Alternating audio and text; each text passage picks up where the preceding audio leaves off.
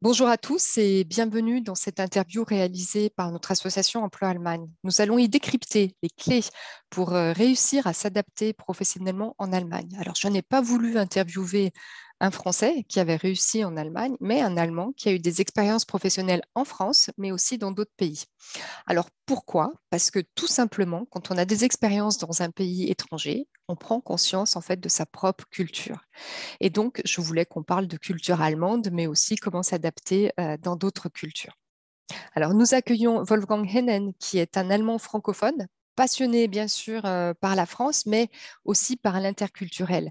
Il nous livre, grâce à son expérience de vie et professionnelle, des conseils ou des secrets pour s'adapter professionnellement dans un pays et notamment en Allemagne. Alors vous verrez que Wolfgang a plein d'histoires passionnantes sur ses expériences professionnelles interculturelles qui font bien sûr écho à nos propres challenges que nous rencontrons, nous, en tant que Français francophones en Allemagne. Et c'est aussi une opportunité de mieux comprendre la culture allemande.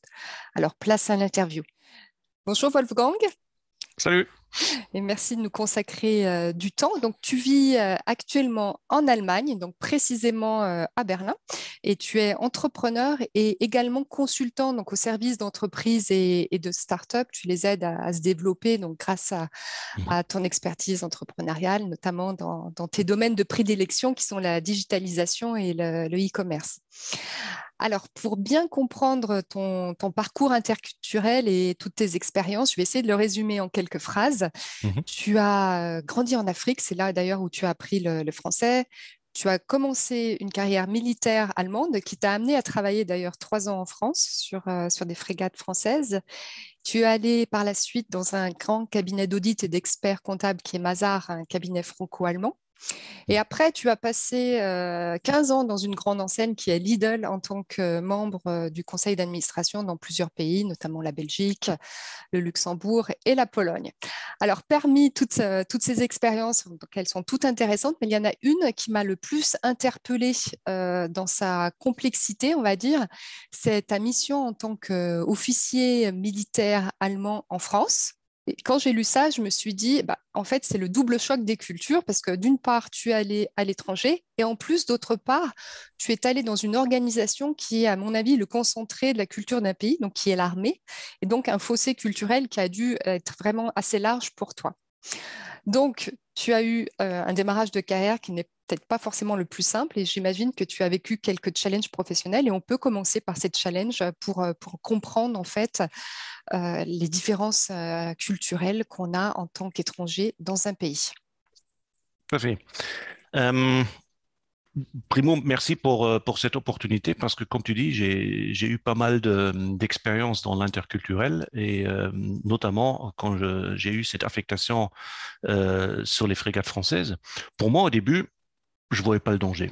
Parce que, comme tu dis, j'ai appris le français en Afrique, donc je parlais la langue.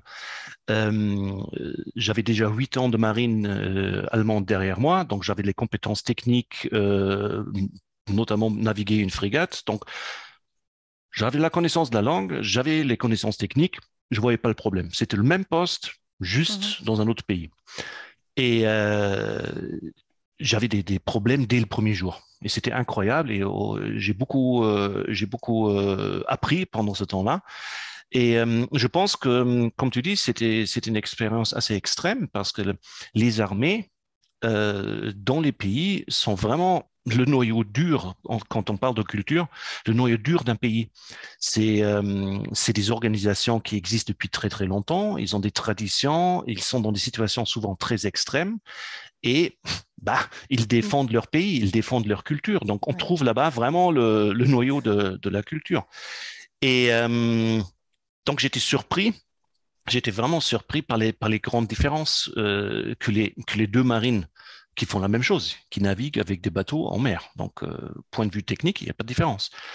Mais peut-être pour t'expliquer un peu, pour montrer un peu un exemple, hein, il y a des manœuvres pour se ravitailler. Donc, on se rapproche d'un grand bâtiment ravitailleur et puis il faut naviguer très précisément, très très proche l'un de l'autre. Donc, ça, c'est quelque chose qu'on apprend. Et en Allemagne, on apprend ça du côté pratique. Donc, on commence, on te met dans le bain, il y a toujours des gens expérimentés derrière toi qui te surveillent, mais tu fais, tu exerces, tu prends de l'expérience. Et à force de le faire plusieurs fois, ton expérience croît. Et après, tu peux le faire, tu es lâché, tu peux le faire toi-même. Donc, il y avait sur la frégate française, euh, on m'a demandé de faire cette manœuvre. Donc, je connaissais déjà et j'avais les expertises, donc je viens en passerelle. Et le commandant qui me demande, oui, où est votre préparation? Moi, je dis, préparation, quelle préparation? Et du coup, il était très vexé. Il a dit, oui, mais il faut se préparer. Je dis, bon, bah, préparer, qu'est-ce que vous... J'ai rien compris de ce qu'il voulait de moi. Par après, j'ai appris que mes collègues français, ils faisaient ça d'une manière très, très scientifique. Donc, il y avait des triangulations, il y avait des angles, des calculs, sinus, cosinus. J'avais jamais vu ça. Et la marine française apprend à leurs officiers de quart de faire ça d'une préparation très, très technique. Et après, ils vont dans la pratique. Nous, cette technique, je ne l'ai jamais vue. On le fait peut-être par après pour voir s'il y a des problèmes ou pour apprendre un peu. Donc, la démarche était complètement différente, mais les deux marines font la même chose. Ils arrivent à faire la manœuvre, donc il n'y a pas de différence de qualité. Mais du coup, le Pacha était vexé parce qu'il avait l'impression que je prenais mon poste en France pas au sérieux, que j'étais un touriste. Et puis j'ai essayé de lui expliquer qu'en Allemagne, on fait différemment. Il m'a pas croire. Il n'a pas voulu me croire. Pour lui, c'était inconcevable qu'on puisse faire ça d'une manière différente. Donc là, j'étais vraiment dans la culture. Et il n'y avait pas d'autre choix que de dire, bon, je m'excuse et croyez-moi, je prends ça très au sérieux, mais c'était...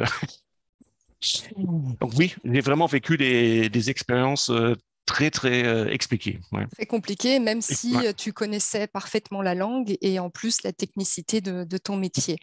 Euh, Tu as aussi donc travaillé en Pologne et j'imagine Mhm. même, alors du coup, Berlin, la Pologne, on est à quelques kilomètres de...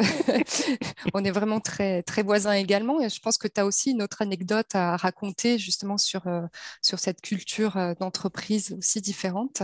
Oui, ça c'est une expérience qui est assez récente, qui date il y a deux ou trois ans. Donc je changeais de poste au sein de l'entreprise Lidl, de la Belgique vers la Pologne. Donc la même entreprise, Mhm. la même industrie, le même poste. Euh, de nouveau, le langage n'était pas un problème parce que le langage d'entreprise, c'est l'allemand. Donc tout le monde en Pologne parlait l'allemand avec moi ou anglais. Et je pensais, bon, il- encore une fois, j'ai complètement sous-estimé les cultures parce que je me disais, c'est la même entreprise, il ne peut pas y avoir des différences. C'est des jeunes, ils sont tous intégrés dans notre entreprise. Bon, il ne peut pas y Mhm. avoir des différences. Le premier jour, il y a mon assistante qui vient me voir avec un catalogue de meubles, de papier peint et de tapis pour que je fasse mon choix pour changer mon bureau. Et je regardais, mais mon bureau, il était équipé, hein, il était énorme, il était magnifique, il était tout récent. Je dis, mais il y a pas de raison pour changer le papier peint ou le tapis. Et puis elle m'a expliqué, oui, mais le papier peint que vous avez et le tapis, c'est le papier peint de directeur. Ah bon? Oui, et vous, vous êtes membre du conseil d'administration, donc vous avez droit à un autre tapis. Et moi, je commençais à rigoler. Je dis, mais c'est n'importe quoi. Le tapis est bien, et on laisse le tapis, on laisse le papier peint et on laisse les meubles. Parce que moi, c'était du gaspillage. C'était des Bien meubles sûr. tout neufs. J'ai regretté un peu par après parce que ça m'a posé beaucoup de problèmes d'expliquer à l'organisation que j'étais vraiment membre du conseil d'administration. Parce qu'ils ont dit, oui, oui, vous dites ça, mais on voit que votre bureau n'est Mhm. pas équipé comme celui d'un conseil d'administration. Donc, ils ne pouvaient pas comprendre que même si j'avais le pouvoir et le mandat, que je sois, ce qu'en Allemagne est du bon comportement, d'être modeste, de ne pas dépenser Oui, trop d'argent pour les chefs, de partager un peu d'égalité entre les... Non, eux, ils ne me prenaient pas au sérieux parce que je n'avais pas les atouts du pouvoir. mm, mm. Donc, de nouveau, J'étais en plein dans le culturel et j'ai complètement sous-estimé les différences. Alors justement, les différences, les deux exemples que tu nous as décrits, toi, comment tu as réagi? Quelles étaient tes premières réactions face à ça? Bah, les premières réactions, je pense que pour tout le monde, c'est toujours la même chose. On se sent attaqué, c'est ma culture. On se sent vexé, on est dans le défensif, dans le défensif. La réaction, on juge tout de suite. On dit, bon, mais qu'est-ce que c'est que ça? Les Européens de l'Est, ils sont encore, je sais pas moi, dans l'ancien bloc de l'Est, les Français, mais qu'est-ce que... On est très vite dans le jugement Mm. et dans le défensif. Et ça, c'est quelque chose qui n'aide pas vraiment. Et à chaque fois que j'ai eu ces problèmes dans l'interculturel, j'ai essayé de trouver du conseil. Et il y a beaucoup de non-sens sur le marché parce qu'il y a beaucoup de bouquins ou de littérature qui est sur les stéréotypes, Oui. qui explique les différences. Et au début, ça soulage un peu parce qu'on se sent compris. On dit, ah oui, je suis pas le seul qui le voit comme ça. Donc ça reconforte un peu parce qu'on se sent moins seul si on lit ça. Parfois, c'est aussi très humoristique. On peut se moquer des autres, ça fait du bien, mais ça n'aide pas du tout. Parce qu'en fait, on ne fait que focaliser sur les différences, s'écarte l'un de l'autre. Et ce que j'ai découvert, il y a une grande expertise académique parmi les sociologues qui vraiment, d'une manière scientifique, ont analysé ça. Ils ont trouvé des modèles et des démarches euh, comment gérer ça. Et d'ailleurs, je me suis tellement plongé dedans que j'ai trouvé un des gourous de l'interculturel, Von Strompenaars, un franco-néerlandais qui fait ça depuis des années. Et je suis certifié dans sa méthode. Et c'est avec ça que j'ai appris à structurer ces différences, à les analyser un peu et après à trouver des solutions. Parce que c'est pas en s'adaptant qu'on va trouver des solutions, c'est plutôt en structurant et ça c'est quelque chose qui m'a aidé à moi de comprendre moi-même parce que je me suis jamais senti aussi allemand qu'à l'étranger. Et j'ai beaucoup appris sur mes propres préjugés, manières de voir les choses, sur ma propre culture, rien qu'en expérimentant cette différence à l'étranger. Ouais, c'est très intéressant. Et tu me disais que oui, l'interculturel, c'était pas forcément un problème franco-allemand, c'est qu'il fallait enlever ses lunettes franco-allemandes quand on arrivait en Allemagne, parce qu'il y a plein d'autres cultures, même à l'intérieur de l'Allemagne, on a plusieurs cultures. Dans une situation, bon, les stéréotypes sont bien parce qu'ils nous aident à structurer nos pensées, ils nous aident à réduire la complexité. Mais il n'y a pas que le franco-allemand, par exemple. Il y a aussi une culture qui est très propre aux petites entreprises Oui. en France et en Allemagne, en Italie, partout. Mais elle est très, très différente des grandes enseignes. Donc, il y a cette culture-là. Il y a des cultures professionnelles. Il y a une culture des avocats qui est complètement différente que la culture des ingénieurs. Il y a des cultures régionaux, etc., Mm. etc. Donc, il faut faire attention de ne pas avoir une lunette monochrome Oui. pour voir dans une situation, parce que la plupart du temps, c'est pas que du franco-allemand, c'est aussi d'autres cultures qui se superposent. Ouais, donc c'est beaucoup plus complexe qu'on Mhm, pourrait le croire et mhm. donc faut faire attention aux stéréotypes. Les Allemands sont comme ci, les Français ou les Polonais, etc. Moi, j'ai bien aimé ce qu'on a parlé avant pour préparer cette interview. Tu nous as donné, enfin, tu m'as donné plein de tips, plein de conseils qui sont vraiment de bon sens, notamment un conseil sur prendre du recul. C'est des choses, tout ça. Bon, voilà, le Oui, premier réflexe, c'est de juger tout de suite, oui, bien sûr, hein, on est oui, tout à humain. fait. Voilà. Et le premier conseil que tu pourrais donner, c'est ça, voilà, prendre du recul, prendre du temps aussi à la réflexion quand on a un conflit ou un conflit de valeurs ou de culture, quand on a un problème dans son entreprise. Tout à fait, tout à fait. Donc, d'abord, il y a cette réaction qui est complètement Mm. normale et qu'on ne peut pas éviter, c'est de juger et Ouais. de s'étonner de cette confrontation avec une culture différente. Et après, une fois qu'on sent ça, il faut prendre du recul. Et pour moi, le mindset du respect est très important. Parce qu'il y a toujours une raison pourquoi cette culture est comme ça. Et dans la situation spécifique, historique, géographique, n'importe, il y a toujours eu une raison pourquoi la culture est comme ça. Donc, c'est pas des imbéciles, c'est pas n'importe Oui. quoi. Non, il y a une raison pour ça. Et c'est juste une manière différente de voir les choses. Il y a pas c'est pas mieux ou plus mauvais que ma manière de voir. C'est juste différent.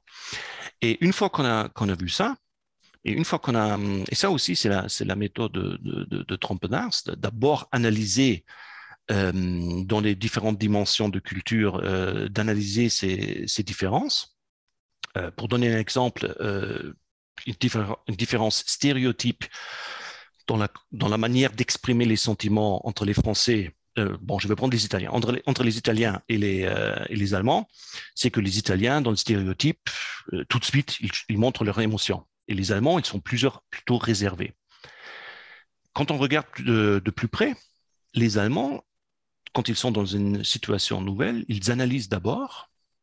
Ils sont plutôt restreints avec leurs émotions. C'est plutôt la rationalité qui est le premier réflexe.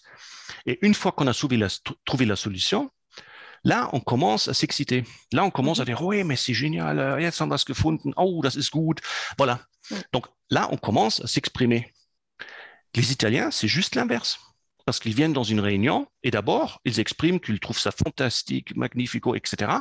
Et après, ils vont voir dans les détails qu'est-ce qu'on fait exactement. Donc, les deux groupes, quand ils travaillent entre eux, il n'y a pas de problème. C'est quand tu les mets ensemble. D'accord. Donc, du coup, dans une réunion, les Allemands, ils plongent dans les détails, ils sont rationnels.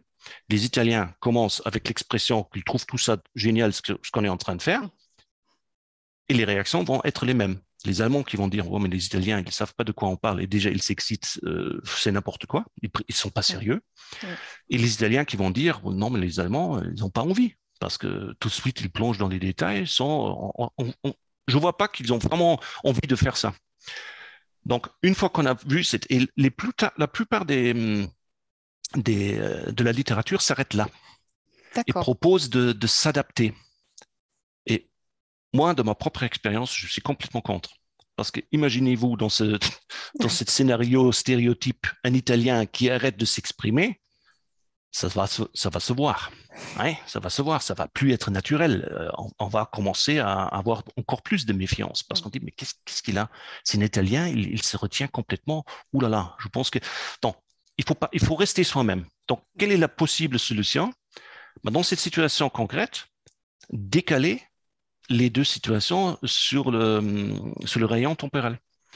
Par exemple, on donne d'abord aux Allemands, et juste les Allemands, on prend les Allemands à part, on leur donne les détails, comme ça ils peuvent analyser de quoi il s'agit, ils vont trouver les raisons et la solution, et ils vont commencer à exprimer qu'ils ont vraiment envie de faire ça. À ce moment-là, on les met ensemble avec les Italiens, qui découvrent le projet pour la première fois, ils vont dire, oui, mais c'est génial, donc les deux sont en train d'exprimer leurs sentiments, ils vont voir tous les deux, ah oui, voilà. Hein. Et après, on prend les Italiens à part pour leur dire, bon, bah, maintenant, on va mettre un peu de rationalité et puis on va voir. Et du coup, on a juste décalé la manière de cycler dans cette culture. Et ça, par exemple, ça, c'est des interventions qu'on peut faire à tout niveau. On peut faire ça à un niveau individuel, on peut faire ça au niveau des entreprises, au niveau des groupes, pour faire un petit compte-rendu, pour dire, d'abord, les stéréotypes sont bien, pour voir où est le problème. Après, il faut avoir le respect pour la situation. Bon, ils font ça pour une raison. C'est pas toujours nécessaire de comprendre pourquoi ils font ça. C'est juste comme ça. Et après, on peut trouver des solutions. Et puis rester soi-même. Et rester surtout soi-même. Donc, avoir le respect pour les autres, rester soi-même et avec un peu de recul, essayer de trouver des solutions, comment travailler ensemble sans conflit. Alors, Wolfgang, quel conseil tu donnerais à un Français qui arrive en Allemagne et qui a la possibilité de travailler dans des entreprises très différentes, donc des entreprises internationales, mais également des entreprises dites traditionnelles du Mittelstand, ou bien des entreprises type start-up? Est-ce qu'on a à chaque type d'entreprise, on doit avoir un comportement, alors pas s'adapter, j'ai bien compris, mais avoir un mindset spécifique? Depuis quelques années, je suis ici à Berlin en contact avec les startups. Et je pense que si un Français intègre maintenant un startup ici à Berlin, le danger que je vois, c'est de rester sur le superficiel et de croire qu'au sein de cette petite entreprise ou cette petite organisation, il n'y a pas de différence culturelle. Parce qu'ils sont tous Mm. les mêmes, ils ont les mêmes habitudes, Ouais. ils ont peut-être la même manière de boire du café, d'aller dans les mêmes restos, etc. On a cette manière anglo-saxon de mener, d'approcher les choses. Donc, sur le niveau superficiel, on va voir très peu de comportements différents. Le danger que je vois, c'est qu'on ne va pas être conscient de la différence culturelle qui reste la même derrière. Ouais, je comprends, oui. Et ça, c'est aussi quelque chose qui Mm. est très, très intéressant que dans toutes les recherches de Trompenars et d'autres professeurs qui sont dans ce domaine, qui font ça depuis 30 ans et qui ont interviewé plus de 150 000 personnes à travers ces années, il n'y a pas d'évolution dans la culture, ou très peu. Donc, il n'y a pas la nouvelle génération Mm. Non, ça, c'est sur la superficie, ça, c'est sur les comportements. Donc, le danger quand on intègre un startup, c'est de ne pas voir les différences, mais ils sont là, je t'assure. Oui. Le danger de l'autre côté, si on rentre dans une entreprise traditionnelle germanique qui, sur la superficie, est super traditionnelle, je sais pas Mm. moi, les cravates, les gens qui sont dans des Ouais. couloirs, les portes fermées, c'est sombre, vraiment le stéréotype, peut-être là est le danger de sous-estimer que ces entreprises, très très souvent, sont sur le marché international depuis des années, qui sont menés depuis plusieurs générations. Donc, il y a de l'expertise avec d'autres marchés, d'autres cultures. Souvent, ils ont intégré des connaissances professionnelles d'autres pays, etc. Mm. Donc là, le danger est différent de surestimer les différences. Peut-être elles sont moindres qu'on pense. Donc Mm. là, encore une fois, je pense que la remède est la même, de rester soi-même, de prendre un peu de recul, et de bien analyser les choses qui choquent et après de trouver une solution par après. OK. Et puis aussi d'en parler, peut-être, de Oui, partager. tout à fait, tout à fait, tout à fait. Et là, parfois, les stéréotypes peuvent aider parce qu'avec l'humour, Oui, parfois, ça c'est le premier pas, hein, de se moquer un peu l'un de l'autre pour peut-être donner un peu de alléger les- la situation, voilà. Et par après, essayer de trouver des solutions. d'accord. Donc l'humour, c'est aussi un des conseils à intégrer Oui, absolument. dans les entreprises. Pardon.